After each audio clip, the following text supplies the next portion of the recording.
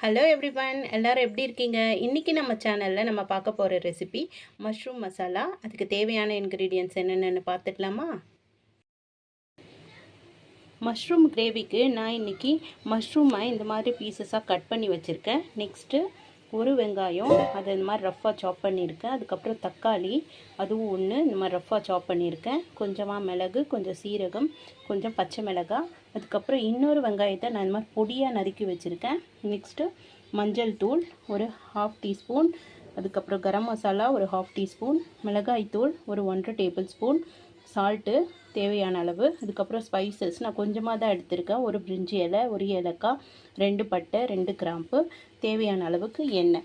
இதுக்கப்புறம் நம்ம இதில் எடுத்து வச்சுருக்கோம் இல்லையா, இந்த தட்டில் இது எல்லாத்தையுமே நம்ம வதக்கிட்டு, இது கூடவே இந்த ஹோல் ஸ்பைசஸ் எடுத்துருக்கோம் இல்லையா, இதையும் சேர்த்து வதக்கிட்டு நம்ம ஒரு பேஸ்ட்டாக அரைச்சி எடுத்துக்கணும். அதை இப்போ நம்ம செஞ்சிடலாம்.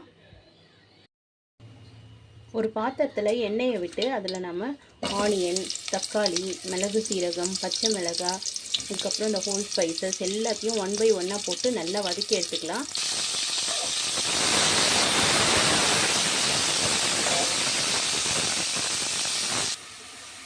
வெங்காயம், தக்காளி, மசாலாலாம் ஓரளவுக்கு வதங்கியாச்சு. இப்போ நம்ம இதை ஆற வச்சு பேஸ்ட்டாக அரைச்சி எடுத்துக்கலாம். இதுலேயே நீங்கள் இஞ்சியும் பூண்டையும் கூட சேர்த்துக்கலாம். உங்களுக்கு தேவைன்னா ஒரு இதுலேயே நீங்கள் இஞ்சியும் பூண்டையும் கூட சேர்த்துடலாம். ஒரு 7-8 பல்லு பூண்டு, ஒரு பீஸ் இஞ்சி போட்டு இதுலேயே நீங்கள் வதக்கி கூட அரைக்கலாம்.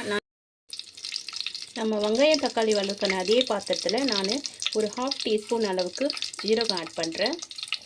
இது பொரிஞ்சதும் இதில் நாம் ரொம்ப பொடியாக நறுக்கி வச்சுருக்கோம் இல்லையா வெங்காயம், அதை சேர்த்துடலாம். கிரேவிக்கு தேவையான சால்ட்டும் நான் இப்போவே ஆட் பண்ணிடுறேன். பத்தலைன்னா நம்ம இன்னும் சேர்த்துக்கலாம் அப்புறமா. இதில் கொஞ்சமாக கருவேப்பிலை சேர்த்துடலாம். நெக்ஸ்ட்டு நம்ம இதில் எடுத்து வச்சுருக்க மஷ்ரூமையும் சேர்த்துடலாம். மஷ்ரூம் சேர்த்து நல்லா வதக்கி விட்டுருங்க.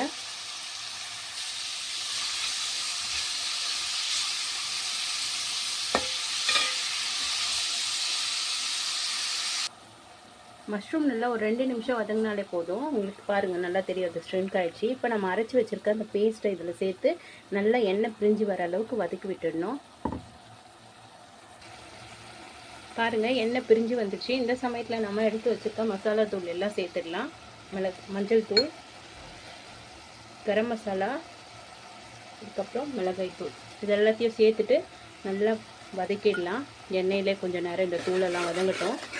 நெக்ஸ்ட்டு நாம் இதில் தேவையான அளவுக்கு தண்ணி ஆட் பண்ணிடலாம். உங்களுக்கு திக்கான கன்சிஸ்டன்சியில் வேணும்னா நீங்கள் கொஞ்சமாக தண்ணி ஆட் பண்ணுங்கள். இல்லை கொஞ்சம் தண்ணியாக வேணும்னா கொஞ்சம் அதிகமாக ஆட் பண்ணிக்கலாம். நான் இன்றைக்கி செமி கிரேவியாக தான் பண்ண போகிறேன். ஸோ கொஞ்சமாக அந்த மிக்ஸி அரைச்சோம் இல்லையா, அதில் அந்த தண்ணியே எடுத்து கொஞ்சமாக ஊற்றிக்கிறேன்.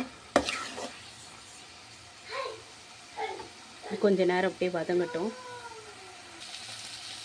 இந்த நம்ம சேர்த்த மசாலா தூளோட பச்சை வாசனை எல்லாம் போயிடுச்சு. உங்களுக்கு வேணும்னா நீங்கள் இந்த ஸ்டேஜ்லேயே கூட இப்படியே ஸ்டாப் பண்ணி எடுத்து சாப்பிடலாம். நீங்கள் சப்பாத்திக்கு, ரைஸ்க்கு தொட்டு சாப்பிட முடியும்.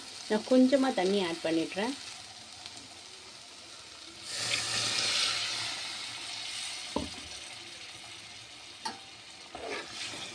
இது ஒரு 2 நிமிஷம் கொதிச்சுதுன்னா போதும், நம்மளோட கிரேவி ரெடி ஆகிடும்.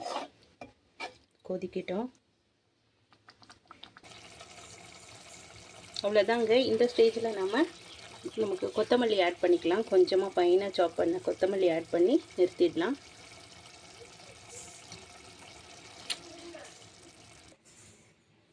அவ்வளோதாங்க, ஒரு டேஸ்டியான மஷ்ரூம் மசாலா ரெடி ஆகிடுச்சு.